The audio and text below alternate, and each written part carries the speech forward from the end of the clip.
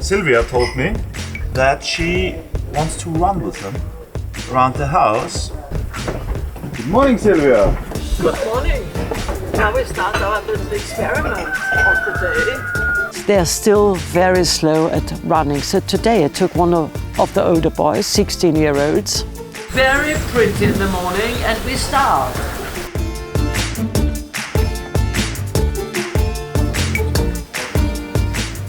Fine. We now run round the house. I'm your Bhumika, I'm your grandmother. Try if you're faster.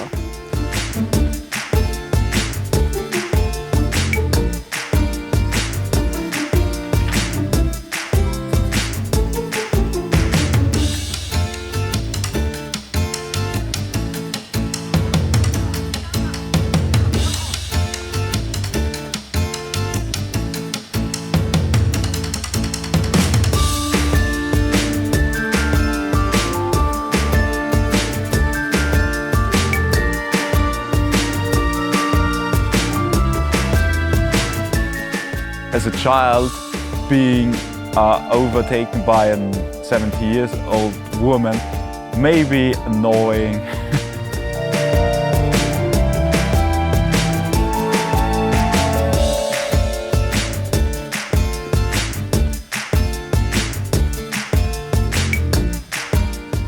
"15, 20, 25 minutes run, just for the joy of moving." So again, I'm taking them out of their comfort zone. Okay, stop. Okay, blank.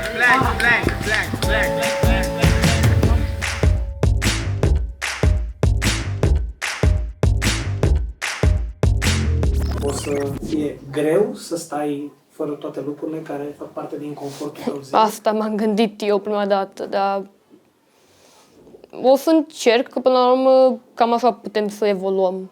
Dacă renunțăm la unele lucruri care nu ne fac așa de bine. And I think it's very important to more people to know about this because it's our future and our planet. We need to save somehow. I think it's going to be very interesting since we are going to learn new things that I've never have had a really big interest in before, like making shoes or learning how to make a bread, which made my mother go crazy happy.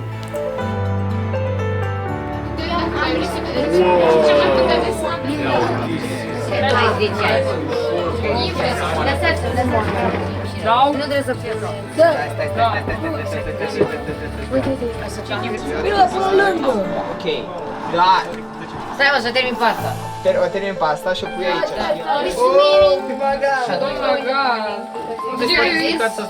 Hai, dă-i. Noi punem acolo, la uite, acolo unde sare.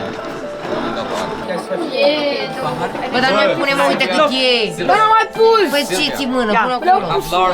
Dar cine Yeah, that's super! Să mai băgați mâinile în ele. Ok. Dar de aici te care faci, nu, de așa să te faci pe pas. Să te faci o pâine. Nu, asta nu știu. Nu, Nu doar că e castul bine mă, atot. Es ist, Sauerteig ist was Besonderes. Let's add a liter of lukewarm water. And now I need one of you. Who has been a very good boy? Me. No. Who wants to do it with the hands? Me. Okay, one person, and he's closest. Go on. Ai, ce bine simte! Yeah! It's very fat. Do you want to put a little bit more in it? Oh, right. So, and then we put the towel and let it rest. Hai că spal.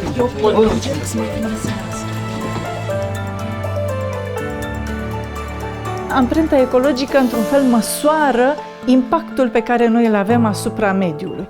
Evident că dorim ca acest impact să fie cât mai mic și atunci înseamnă că noi trebuie să păstrăm acest mediu ca să ne poată în continuare oferi diverse servicii, diverse resurse. Aș vrea să vă rog să evitați de acum încolo să spuneți mediu înconjurător. Este nepotrivit să spunem mediu înconjurător pentru că, de fapt, noi facem parte din acel mediu. Nu este pentru noi. Da? Deci nu ne plasăm cumva în afara lui, da? Și el trebuie să ne deservească. E într-adevăr, el ne oferă foarte multe servicii. Noi, din mediu, avem nevoie de resurse, deci avem niște fluxuri dinspre mediu, spre societate, spre sistemul, i-am zis sistemul socioeconomic. Ce facem aici? Le procesăm, da? Și sigur că rezultă și deșeuri. Și deșeurile unde le direcționăm? Înapoi în mediu. Acele fluxuri reziduare au dus la poluarea atmosferei, la poluarea hidrosferei, da? Adică a apelor, a solului, chiar pentru că am aplicat diversi compuși. Da? Deci iată o formă de impact. Aici am spus de fapt că am 3 forme de impact. Ați putea să le nominalizați? Extinderea spațială, care înseamnă ce? Am și scris. Modificarea ponderii ecosistemelor este o formă de impact, da? Zi mai dă. Supraexploatarea resurselor, da? Și e suficient să vă gândiți la resursele energetice, gaze naturale, petrol, și au fost supraexploatate, dar să nu ne gândim numai la aceste surse. De exemplu, pescuitul în exces înseamnă supraexploatarea unor resurse. E vorba de resurse de hrană. Ce am mai spun? Poluarea. Deci am spus deja 3 dintre ele. Poluarea este una dintre cele mai importante forme de erodare, spunem noi, a capitalului natural. O să vorbim în continuare de când s-a tras semnalul de alarmă, da? Când am devenit conștienți de acest pericol, da? Pe care noi îl creăm, de faptul că impactul este din ce în ce mai mare. Și una dintre întâlnirile la nivel mondial foarte importante care a tras acest semnal de alarmă, bineînțeles că se discutase de mai mult timp, dar au fost formulate foarte clar niște lucruri și aceste probleme de mediu, s-a întâmplat în 1982, a fost un summit la Rio de Janeiro și la acest summit, la această întâlnire internațională, un copil de vârsta voastră, fata care a redus la tăcere pentru 6 minute omenirea. A luat cuvântul și a spus: I am fighting for my future. Losing my future is not like losing an election or a few points on the stock market. I am here to speak for all generations to come. I am here to speak on behalf of the starving children around the world whose cries go unheard. I am here to speak for the countless animals dying across this planet because they have nowhere left to go.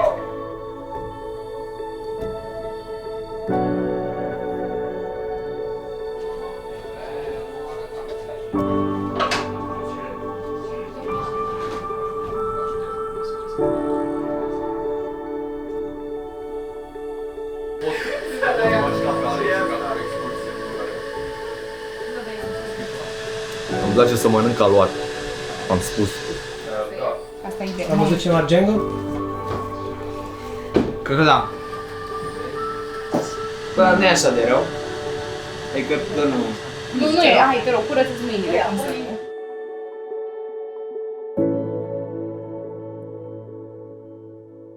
Prima dată avem materialul, când se începe la opinci, îl croim și pe urmă începem să-l montăm, să vedem cât de mare, cum e, cum vine.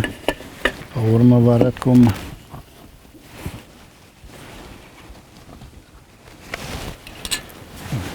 asta e un liniar drept, un pic așa, opa, ca să intre.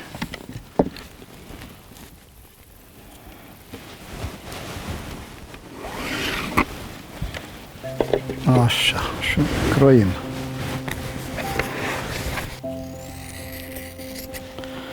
Să tai cu o forfecă, cu un cuțit, cu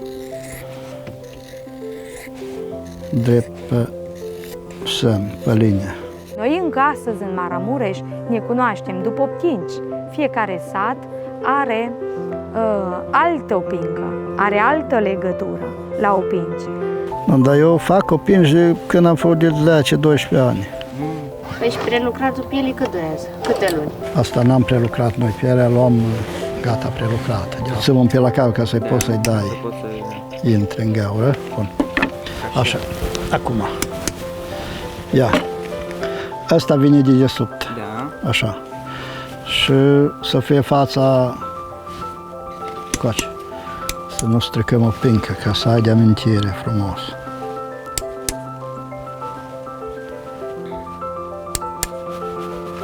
Poftim.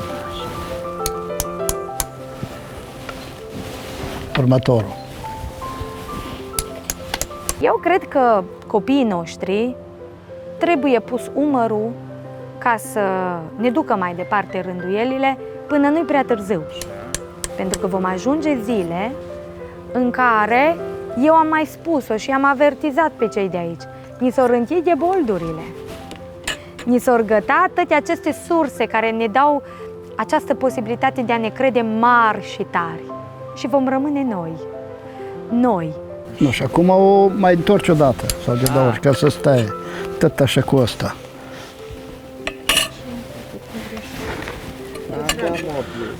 Undeva o gaură? Nu, nu a fost bine aici. Și coș aici, o scos, o coș aici și o scos. Așa, uite că... Ai văzut? Nu, acum mergi mai departe.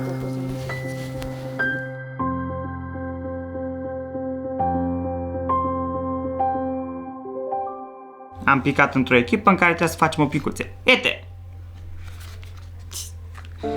Foarte mișto, foarte mișto. Pe lângă asta, altă echipă face pâine, altă echipă coase. Este chiar aici. Și cum se folosește acest obiect? Imediat vă arăt. Opa! Așa. Funcționează ca un pistol cu apă. Folosim ăsta în caz că vrem apă caldă. În caz că nu ne interesează de apa caldă, folosim dușul normal, care este aici și dă mereu apă mai rece. Acum vă rog să mă scuzați, trebuie să fac duș. La revedere! Băieții au făcut niște pâine, adică au luat o mașină și au mărunțit grâu, da. Așa. Da. Și au făcut pâine. A ieșit arsă, dar a fost bună. arsă era... Da, deci pâinea făcută de noi e bună. Am ars-o puțin la fund, dar a ieșit crocant. Are un gust interesant, bio făcută de noi. Da, e gustoasă. Chiar mă duc să mai iau puțină. Ce faci, bai, vei de la duș? Da. Cum e apa? Bă, e rece, dar e bună. Da. N-ai zis că ne-o încălzesc puțin? Ce? Ne încălzesc? Gen, trebuia să fie puțin încălzită. Adică, cred că poți să faci și rece. Eu am făcut rece. Vreau să fac duș. Îmi dai și mie halatul? Da, sigur. Mersi. Ți-am făcut opinci. Ia uitați, stați așa. Fiți atenți, mai multe detalii în privat. Sunați, dau telefonul după aia. Am făcut opinci. Am luat și niște materiale rămase. Nu știu ce să fac cu ele, dar le-am strâns. O, dragoste a venit și ea așa de dată. Hai, povestește. Păi, să zic numele la persoană? Da, e clar. Ne-a chemat Silvia să facem treabă. Da, el a făcut azi opinci, eu trebuia să mă duc la cusut, însă Silvia mi-a zis să-i ajut pe ea de la... pâine, cu pâine. De la pâine. Facem pâine chiar acum, mie că o să o ardă, deci ar trebui să mă duc să-i ajut.